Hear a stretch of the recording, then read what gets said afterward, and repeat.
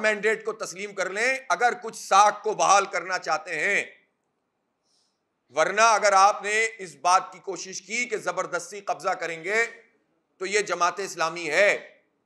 جماعت اسلامی گولی نہیں چلاتی، جماعت اسلامی جلاؤ گھیراؤ نہیں کرتی، لیکن جماعت اسلامی پوری دنیا میں تمہارا ناطقہ بند کر دے گی، یہ میں تمہیں بتا دوں۔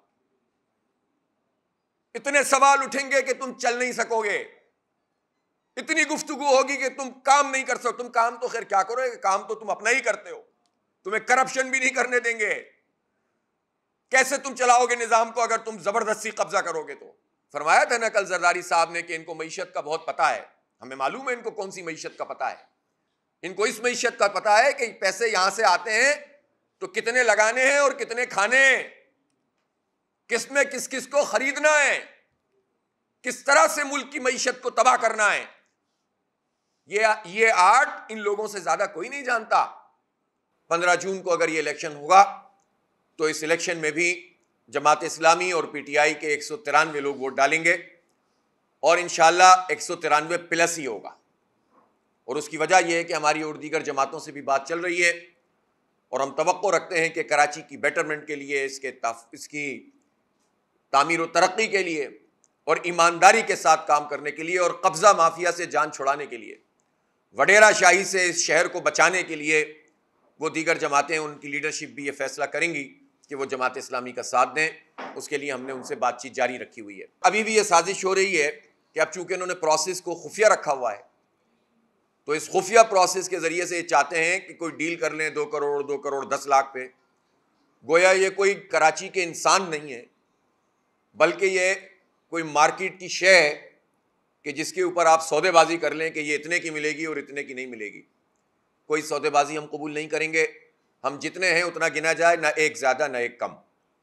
جو طریقہ کار اختیار کیا گیا ہے وہ قوم کے سامنے لایا جائے، ڈیٹا کو شیئر کیا جائے۔ 2017 کی مردم شماری کا ڈیٹا ویب سائٹ سے اڑا دیا تاکہ کوئی کمپیریزن بھی نہ کر سکے۔ اس سے پتہ چلتا ہے کہ حکومت ہو یا پاکستان بیورو آف اسٹیٹسٹکس ہو، سب ملے ہوئے ہیں، اور خاص طور پر سندھ حکومت کا جو عملہ اس پورے پروسیس میں شریک رہا، اس نے کراچی کی آبادی کو کم کرنے کے لیے پورا کردار ادا کیا۔ 9 مئی کے واقعات ہوئے ہیں، اس کے بعد کے حالات ہیں، کور کمانڈر کی کانفرنس ہوئی ہے، پارٹیاں بن رہی ہیں، نئی پارٹیاں وجود میں آ رہی ہیں، اور ایسی ساری صورتحال کے بیچ میں کراچی کی مردم شماری اس کو کہیں غائب کر دیا گیا ہے، اور وہ موضوع گفتگو نہیں ہے، میڈیا پہ بھی ڈسکشن نہیں ہو رہا۔